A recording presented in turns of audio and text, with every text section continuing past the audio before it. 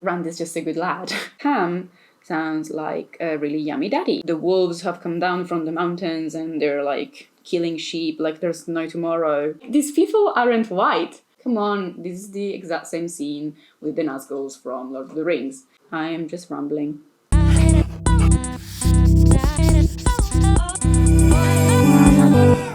Hey guys, and welcome back to this second episode of Chibis of Time. Now, you may have seen the first episode where I drew Ileana and Lusterin for the prologue of the first book in the Wheel of Time series, Dragonmount. If you haven't seen that episode, I suggest you go and watch it. If you're like me and you like to do things in order and to have everything completed, I would recommend that you watch that first and then come back and watch this. In today's episode, I am going to be drawing characters from the actual first chapter of The Eye of the World by Robert Jordan. This is because, as some of you know, I have taken upon myself to draw all the characters of Wheel of Time as chibis. This, of course, is a crazy endeavor because there's something like 2,782 characters. I'm not going to be drawing all of these characters. These are all the named characters in Wheel of Time. I'm only going to be drawing the characters that get a name and a line in a scene. So if someone is mentioned, but they're off camera, I'm sorry, I'm not gonna draw them because I am not that crazy. But if someone is mentioned or they have a line and they are in an actual scene, then I am going to draw them. For today's episode, there's like 5 characters that I have to draw, so I probably better get started. While I'm drawing, I am going to be listening to this chapter, which is called An Empty Road. I'm also going to be looking at some notes that I made. For example, the fact that I need to remind you at this point that you should be subscribing and liking this video if you like it. Of course, if you don't like it, just don't do any of that. As I'm drawing, I will talk about what happens in the chapter, and I will probably mention things that happen later on in the books because when I draw, I tend to just blab my mouth, and so lots of things will come out. Probably lots of them will be spoilery, so again, if you are a first-time reader, just skip ahead. Unless you like spoilers. I like spoilers, for example. I don't mind if something is spoilery. But anyway, as you may have noticed, I am wearing a braid in honor of Two Rivers fashion. Two Rivers ladies wear their hair in a braid when they are old enough to marry, and I am definitely old. So without further ado, let's get started because I have lots of characters to draw. I am not going to be drawing characters that I have already drawn in the past year and a half. I am just going to recycle those because recycling is good. It saves the earth. In this chapter we have Rand and we have Tam, who's Rand's dad. We have Bela, and of course I'm gonna draw her because she's like the most important character, as we all know. We have Midroll and Matt Cawthon. So Tam, Rand, Matt, and the Midroll I have already drawn in the past, as you can see them here by the magic of editing. By the way, I apologize in advance for my pronunciation of the names. I have realized by doing this video that I have never pronounced some of these names. Like, literally nobody in my real life knows Wheel of Time, reads Wheel of Time, or speaks English. Whenever I talk about it with people who don't know this character, so I don't really mention the characters by name, so I'm definitely gonna make mistakes. So I'm gonna be drawing Bela with Congar, Daise Congar, Cenn Buie, and that's it. As you know, if you watch the first video, I usually paste in some of the characters that I've drawn before so that I can keep consistent within the proportions of the characters. The first character is going to be Bela. As the book starts, we have Rand and his dad, Tam, walking along this road, the quarry road, trudging along and being kind of miserable because the weather is really crap. We get the point of view of Rand. When I read Wheel of Time for the first time, I already immediately knew that Rand was going to be the chosen one because otherwise he wouldn't have had the first point of view, obviously. And I don't think that Robert Jordan meant it to be a surprise. But still, a lot of the plot points for the first book revolve around the fact that Moiraine doesn't really know who the chosen one is, like who the Dragon Reborn is going to be. I think that if you plan for this to be a main plot point, maybe there should have been some sort of reasonable doubt about who was the chosen one. but instead there wasn't. And I mean, it's very obvious that Rand is going to be the chosen one, also because it checks all the boxes of the chosen one kind of trope. A trope can be any type of figure of speech, theme, image, character, or plot element that is used many times. Any kind of literary device or any specific example can be a trope. Please note that I'm not saying that tropes are bad, even when, and I will probably criticize some of the tropes that I see in Wheel of Time. I don't think that they are all bad, as this handy internet page that I'm browsing also says. The main thing to remember is that, like any other literary or artistic techniques, tropes became popular because they work. For example, in fantasy books and also other types of coming-of-age tales and stuff like that, there is this trope of the chosen one, where a certain character is born within a community, but he doesn't belong to that community. It's obvious that he doesn't. And then he realizes that it's because he's actually been adopted into a normal family, but actually he's like, you know, a god or a supernatural character, or he has some sort of supernatural powers. We see that in lots of different stories, starting from the Ugly Duckling, who turns out to be a swan, or, you know, Hercules is one of the main chosen one characters that I can think of. He finds himself raised by a normal family, but actually, you know, he's the son of a god, and then he has to prove his worth by just trapezing around and doing loads of crap to appease his dad, who's, by the way, kind of an asshole, so I don't really know why he does it. This is not Rand's case, actually, because Tam is very nice, and he has been adopted into this community. He doesn't know it yet as we start the book, but we will find out pretty soon that the Two Rivers is anything but normal. We find out, thanks to Moiraine, that the Two Rivers was once home to a very important and beautiful country called Manetheren, and so actually all these farmers that are just sort of like stubborn and set in their ways are actually the grandchildren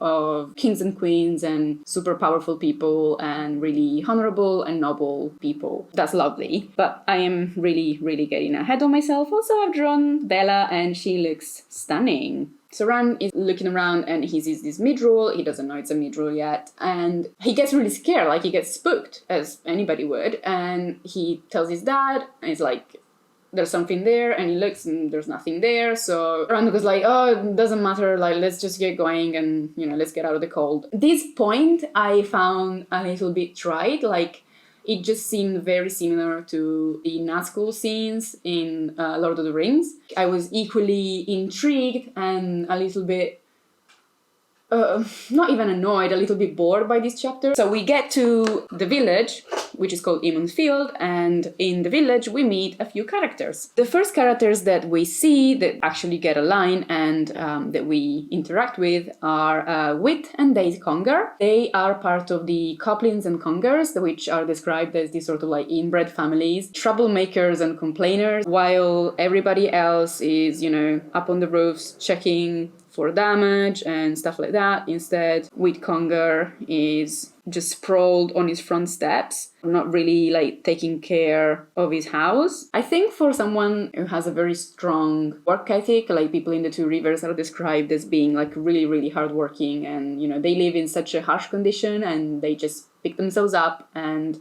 you know, start again when there's hail or, you know, some sort of like natural catastrophe. For them, having like a family where they all just lazy around and they're not very active, but instead they just complain about stuff and don't really do anything to change it. They are described, and this is the one thing that I didn't really like about this. Wit Congar is described as scrawny, short, basically. And again, Robert Jordan's obsession with height. He's described as this ratty-looking sort of man, and he has a problem with Nynaeve because he says that Nynaeve is too young to be a wisdom. His wife, who's on the women's circle, comes out of the house at that point, and she is described as being this Valkyrie-like sort of woman, taller than her husband and much bigger, without an ounce of fat on her. So like she's really muscly. And I don't know, I just don't really like this cliche big wife with a small husband that she just bosses around. I would have appreciated it if some of the women in the books had been described as tall, and not just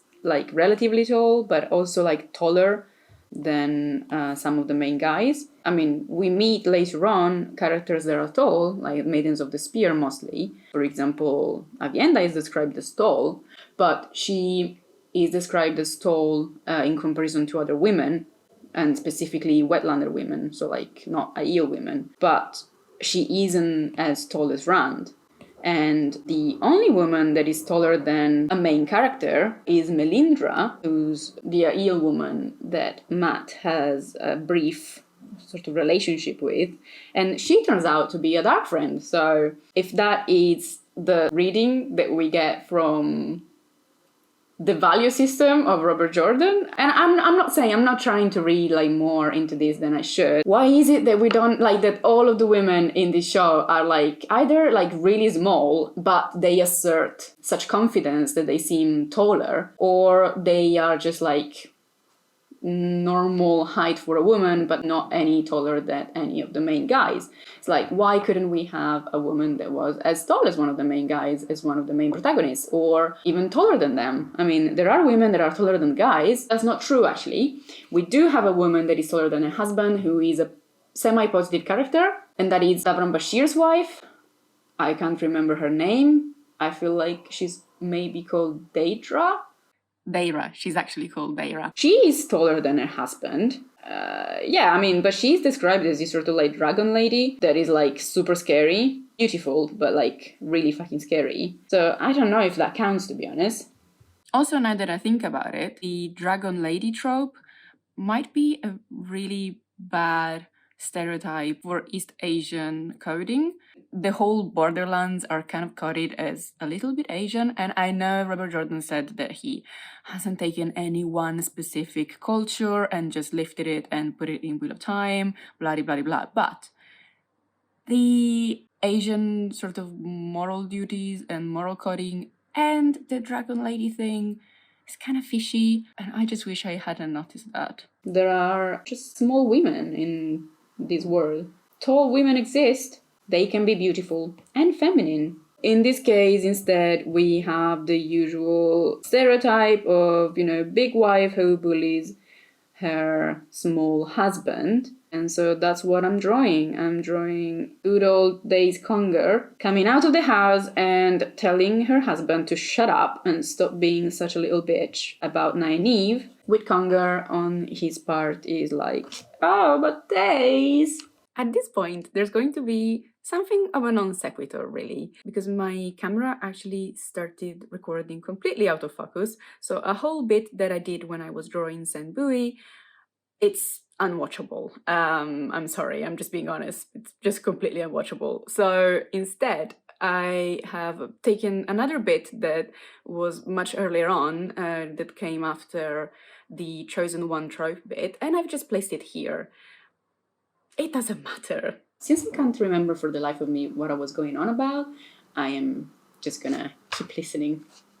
I remembered what I was gonna say. So I was talking about how Rand is obviously the chosen one, also because he doesn't look anything like people in the Two Rivers, which brings me to two considerations. Rand is described as being taller than Tam, being of reddish hair and grey eyes, which again he has never seen in the Two Rivers. He is described as looking somewhat similar to his father by a breadth of shoulder. So it means that basically Tam is broad-shouldered. And this brings me to the first consideration, which is that Tam sounds like a really yummy daddy. He is one of the main secondary characters that I like. I like the fact that he's still respectful of like everybody. He's respectful of kings and queens. He's never rude to anybody. He's never aggressive to people, but he just comes across as like you wouldn't want to cross him. He has a very quiet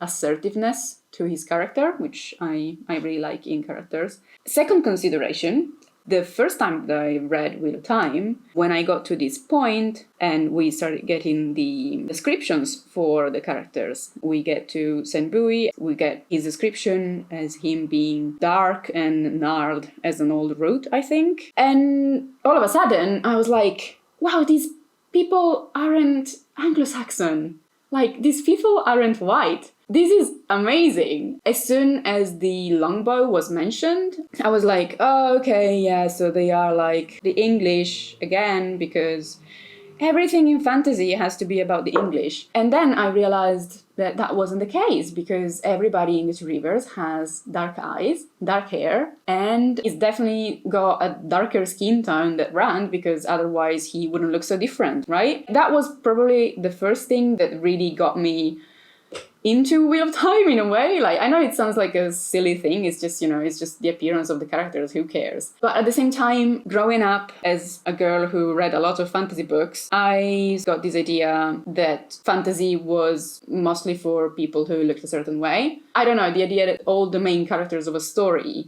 could be not Anglo-Saxon or white, basically, was something that, you know, just hit me. It was like, this is awesome. Just a little consideration from future me, who is actually editing this video. I am aware that nowadays there's like loads of new fantasy, young adult fantasy, that has a very wide portrayal of ethnicities and skin tones and cultures. But that wasn't really the case for the fantasy books that I was exposed to as a child. As a child growing up in the 90s, and especially growing up in Italy, what was available to me in Italian from the fantasy market was actually quite limited to Lord of the Rings and David Gemmell, basically. Very narrow type of epic fantasy that has a lot of dudes with swords and basically one female character who is a badass and one female character who is a love interest. So that's what I'm referring to when I say that when I got to Wheel of Time, I was like, wow, blow my mind. What I wanted to say is that I probably wasn't the most well-read child in the fantasy genre in the world, especially because, again, the language barrier played like a huge part in my fantasy experience. So I am all done. I have my little Bela. We have with Congar being an absolute scumbag and being like, oh, what Daise? And Daise Congar being a boss and just like whipping him. And then we have, of course, Cenn Buie being all like, oh, get off my lawn, you punks, or something like that, like old grumpy man thing to say. So I hope you enjoyed today's episode. Don't forget to like and subscribe if you indeed enjoyed this episode, and I am again sorry for some really bad editing and my iPad being an absolute bitch and not wanting to record. I know that I had to say something else, but I can't remember right now. Oh yeah, that's the thing. So if you like my chibis and want to support my work and want to give me some more incentives to keep doing this, you can also join my Patreon and you can get these chibis as high resolution PNGs and JPEGs. You can also get access to tutorials and exclusive materials that I don't post anywhere else. Gonna see you next time, if I make it.